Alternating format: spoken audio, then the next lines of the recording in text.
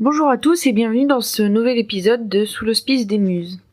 Alors je vous préviens, cet épisode va sûrement partir un petit peu dans toutes les directions, parce qu'en fait j'ai envie de parler de ma relation avec les personnages, et j'ai pas préparé de plan, j'ai rien préparé en fait, c'est que si vous voulez en ce moment je suis en train de travailler sur ma formation que je vais proposer à la vente, sur justement comment appréhender son personnage dans sa globalité.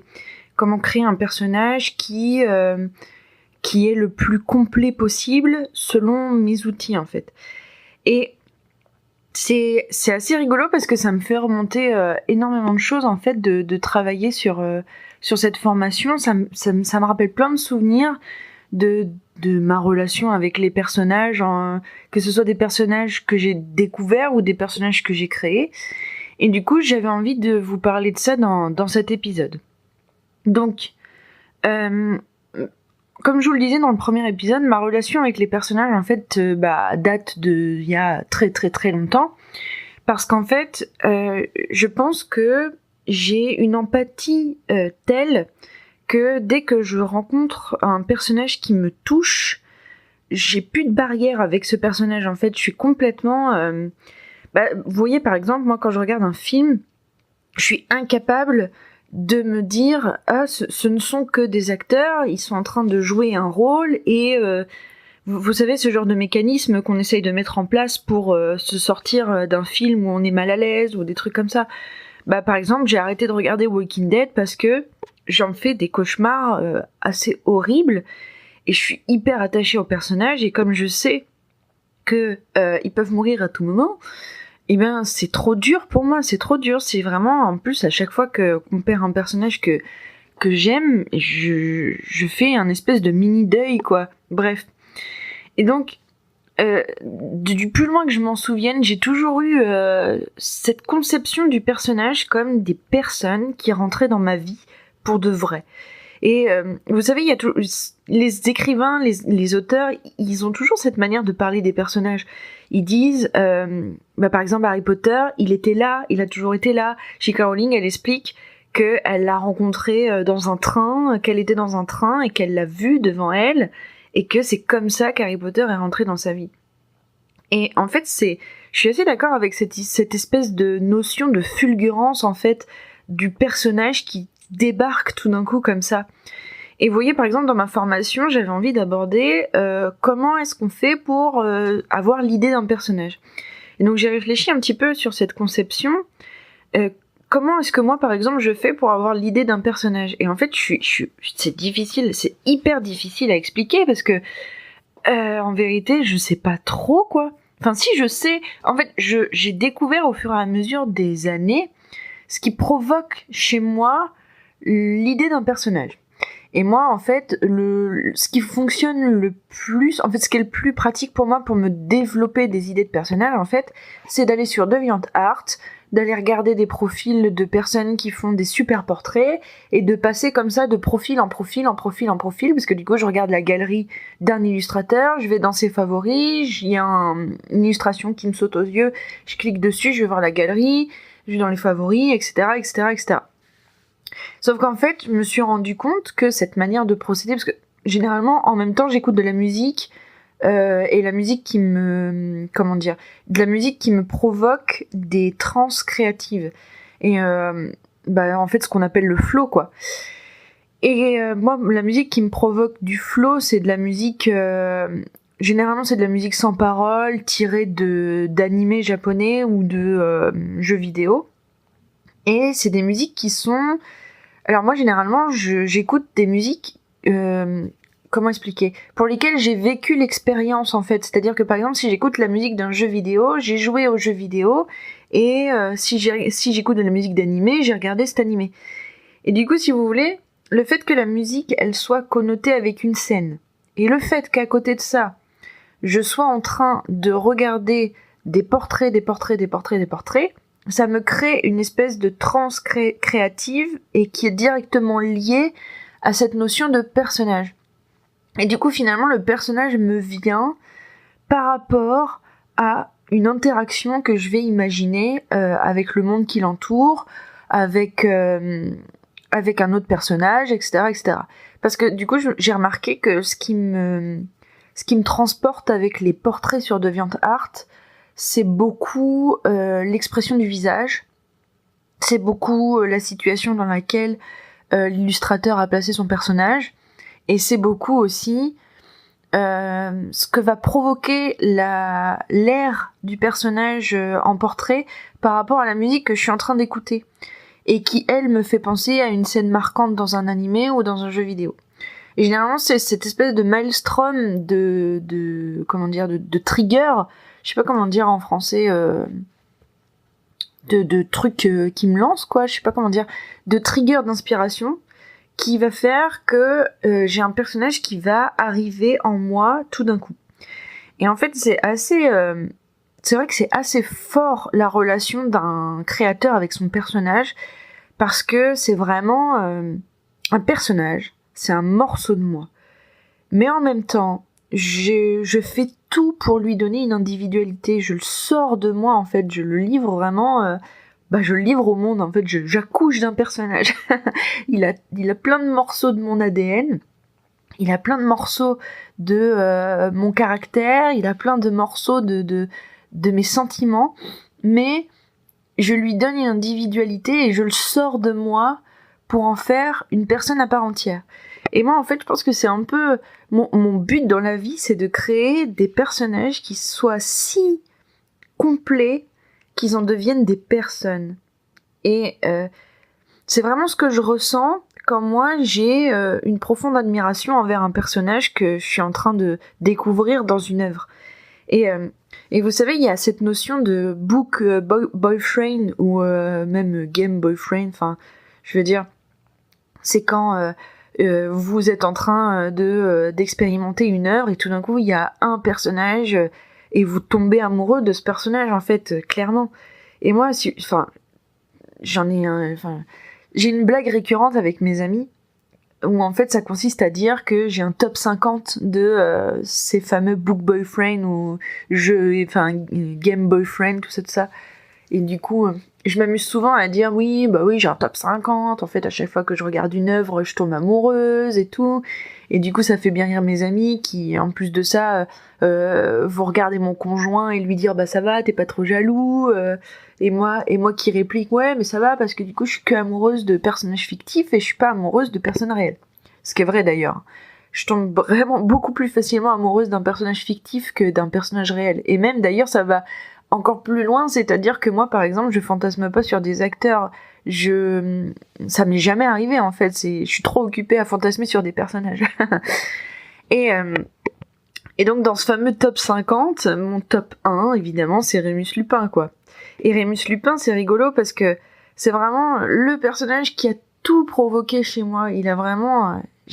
Quand j'ai rencontré Rémus Lupin, j'ai rencontré la créativité, j'ai rencontré cette fameuse obsession de créer des personnages complets et réalistes, et puis les valeurs de ce personnage, c'était un peu... franchement, je pense que Rémus Lupin, il a tellement développé de choses chez moi que c'en est même assez fou, quoi.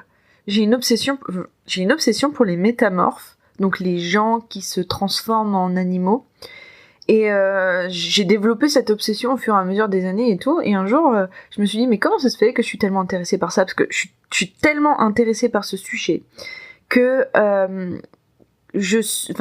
en master lettres classiques, je voulais faire mon mémoire sur le dieu Pan. Et en fait, le dieu Pan, c'est un dieu qui est mi-homme, mi-faune. Qu'est-ce que je raconte, c'est débile. C'est un faune, et du coup un faune c'est un mi-homme, mi-bouc.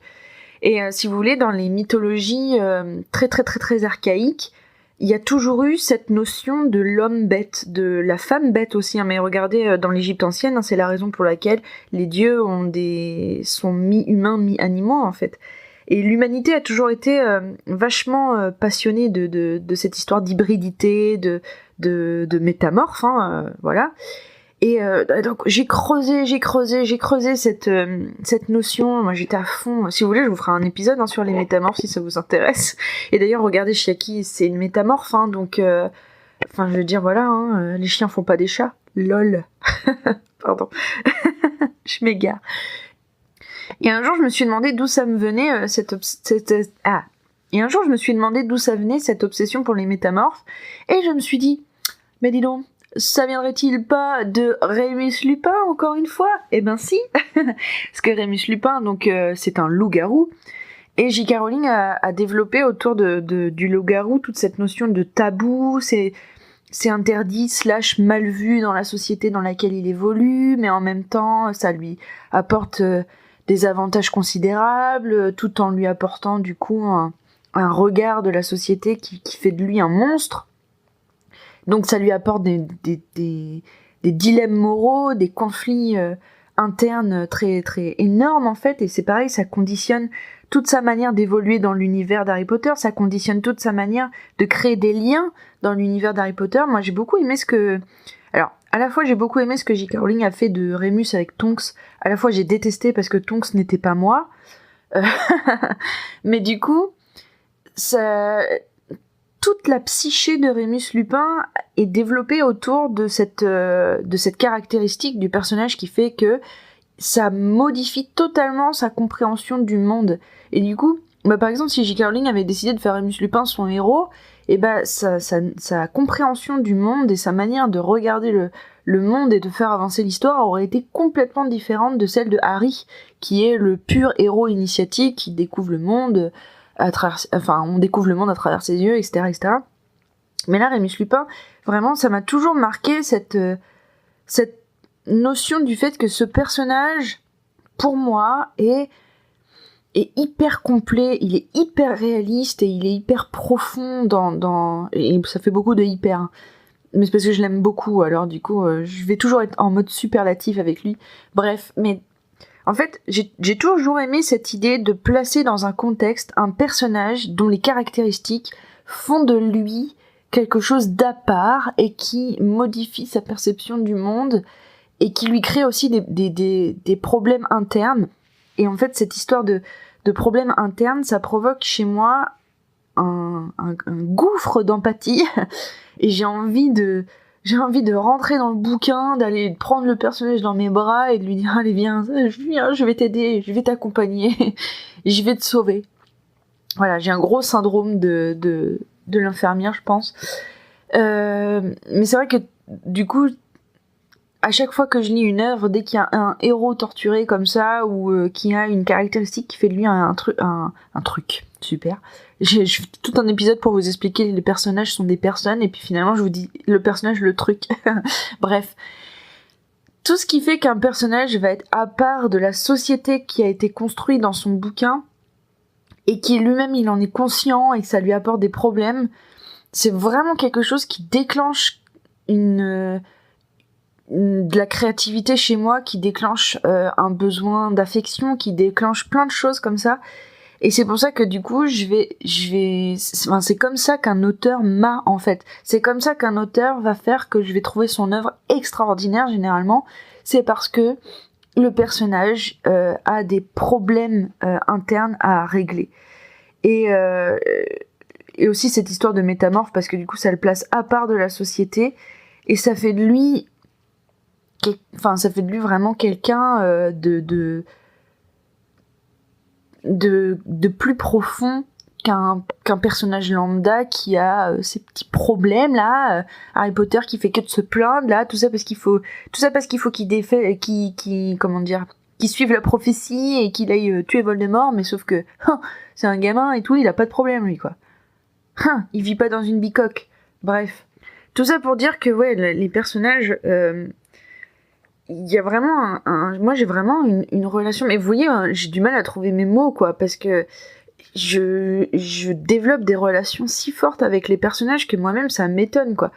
Et par exemple, j'ai 2 personnages phares que j'ai créés moi, c'est Chiaki Fujita et Nate Silver.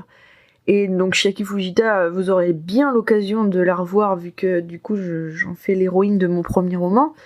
Et Nate Silver, en fait, Nate Silver, j'ai l'impression que j'avais trouvé encore un stade au-delà d'adoration envers mes personnages, quoi. Parce que il a vraiment ce côté... En fait, Nate Silver, c'est un jeune homme qui a un pouvoir très très ambivalent, parce que il est capable de créer des illusions, mais chez lui, ça va tellement loin que en fait, il s'est créé à l'intérieur de lui-même un autre monde. Parce qu'en fait, il a vécu des choses assez traumatisantes. La mort de sa mère, par exemple. D'ailleurs, c'est même THE événement traumatisant pour ce personnage. Et en fait, ça l'a tellement blessé qu'il s'est créé un monde intérieur dans lequel sa mère est un ange qui vole dans le ciel. Mais pour vous dire à quel point, en plus, moi j'adore tout ce qui est métaphore, allégorie, tout ça. Donc, ce personnage, je l'ai créé, j'avais 16-17 ans, du coup j'y suis allée à fond dans le pathos, quoi. Bref. Et en fait, j'avais vraiment cette idée que dans son monde intérieur, il y a un miroir, et qu'il se regarde dans le miroir et il comprend pas que c'est lui. Et en fait, il lit Ethan, et en fait, c'est son nom marqué. En fait, il aurait dû lire Nate, mais comme c'est dans un miroir, il lit Ethan parce que c'est à l'envers, vous voyez. Bref, j'étais à fond, et du coup, Ethan, c'était la représentation de son pouvoir, et j'avais créé toute une idée comme ça, comme quoi, en fait, mon personnage, il avait un vrai problème mental qui faisait qu'il avait une deuxième personnalité, mais qu'en fait, il s'était tellement dissocié de sa deuxième personnalité que celle-ci prenait parfois le contrôle de son corps, et que en fait c'était la personnification de son pouvoir. Bref, tout ça pour dire que ce personnage, en fait, j'en étais arrivée à un point où sur les forums RPG sur lesquels je jouais, je l'appelais mon fils. Donc vraiment, vous voyez, il y avait vraiment cette affection. Par exemple, Nate Silver, je crois que je serais incapable de lui faire... Par exemple, je serais incapable de le tuer. Sur le forum sur lequel je l'ai fait jouer, je le fais mourir symboliquement pour quitter le forum. En fait, je le fais... en fait, il comprend plus quelle est sa réalité, et il part vivre dans son monde intérieur, mais ce qui fait de lui un légume dans la réalité, quoi. Parce qu'il n'arrive plus à distinguer entre les deux réalités, il n'arrive plus à distinguer laquelle est la vraie réalité. Ça, c'est pas pareil, c'est une notion qui m'intéressait énormément. Et donc bref, donc il s'enferme dans son monde intérieur, et c'est comme ça qu'il meurt, entre guillemets, mais vous voyez, c'est une manière très très symbolique de le faire mourir, et il est pas vraiment mort, je pourrais tout à fait le faire revivre, n'est-ce pas? Et comment dire, et j'avais développé une affection telle pour ce personnage que franchement, et je pense que c'est pour ça que j'ai quitté aussi le forum de Fake Pearl, c'est que du coup les autres personnages qui étaient joués par d'autres joueurs, j'arrivais pas à créer les liens que je voulais créer pour Nate avec ces autres personnages, parce qu'en fait c'est pareil, je suis hyper attachée aux interactions entre personnages. J'ai envie que mes personnages ils se développent les uns avec les autres, et comme je suis aussi une très très grande fan de l'amour, sous toutes ses formes, j'ai envie que mes personnages ils aient des sentiments forts les uns pour les autres. Et du coup, Nate, il y avait personne qui avait ce sentiment fort. Et pareil, en plus, Nate, du coup, si vous voulez, c'était un peu... j'avais tellement envie de lui créer le personnage qui allait le sauver, vous voyez, le personnage qui allait... encore une fois, c'est ce syndrome de l'infirmière, donc un personnage qui viendrait et qui lui ferait remarquer à quel point la réalité est si belle à vivre, et qu'il n'a pas besoin d'aller vivre dans son monde intérieur, etc., etc. Et sur les forums, ça me frustrait parce que j'arrivais jamais à aller à ce point-là avec d'autres joueurs, quoi, parce qu'en fait, comme on jouait avec plein d'autres personnages, et qu'en plus on était beaucoup sur ce forum et tout, et qu'en plus j'étais dans l'équipe d'administration et qu'il fallait que je fasse avancer le scénario, tout ça, j'arrivais pas à développer Nate comme je le voulais. Et du coup, j'ai comment dire, à partir du moment où je développe un tel amour pour mes personnages, j'en arrive à un point où c'est très dur pour moi après de les faire évoluer dans leur environnement si j'ai pas défini des relations qui me donnent envie de faire avancer mon personnage dans cet environnement. Et du coup, par exemple, Fake Pearl, à la base, du coup, c'est maintenant l'idée de roman que j'ai pour Nate Silver. Fake Pearl, ça fait bien 3 fois que j'essaye de le commencer, mais j'y arrive pas parce que je pense que je suis pas encore claire avec ce que je veux comme relation pour Nate Silver. Et du coup, c'est rigolo parce que moi, c'est vraiment les relations des personnages principaux qui vont faire que je vais avancer dans mon idée de roman et qui vont faire que je vais être capable d'aller écrire un synopsis et de faire évoluer mes personnages principaux à travers un scénario et à travers un monde. Mais je suis vraiment hyper passionnée d'abord par les relations. Et vous voyez, du coup, la raison pour laquelle maintenant je vais me lancer dans le roman entre Chiaki et Lanaël, c'est parce que j'ai ce noyau fort de Chiaki et Lanaël et la relation qu'ils vont entretenir et comment elle va évoluer et le développement personnel de Chiaki, le développement personnel de Lanaël. Et je sais ce que Chiaki, elle a pris de moi. Je sais à quel sentiment Chiaki correspond de l'époque où je l'ai créé. Bon bah, de toute façon, je peux vous le dire, hein, mais Chiaki, en fait, c'est vraiment la cristallisation de toute la colère que je ressens et que j'ai ressentie lorsque j'ai découvert les injustices de ce monde. Et c'est un peu comme quand on a un combat, en fait. Quand on a un combat, en fait, c'est qu'à la base, on s'est rendu compte de quelque chose. Et moi, quand je me rends compte de quelque chose et que je trouve ça injuste, je passe toujours par une grosse phase de colère où j'ai envie de vraiment de tout fracasser et tout. Sauf que du coup, c'est pas une colère productrice parce que généralement, quand j'envoie cette colère sur des gens, ça les met en boule. Et du coup, ça ne fait pas du tout l'effet escompté de rallier les gens à ma cause, quoi.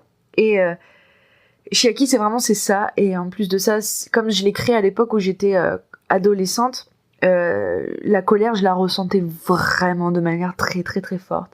Et Chiaki, c'est la raison pour laquelle elle tue des gens, en fait. C'est parce que la colère est tellement forte que elle sait pas réagir autrement que en allant supprimer des personnes, quoi.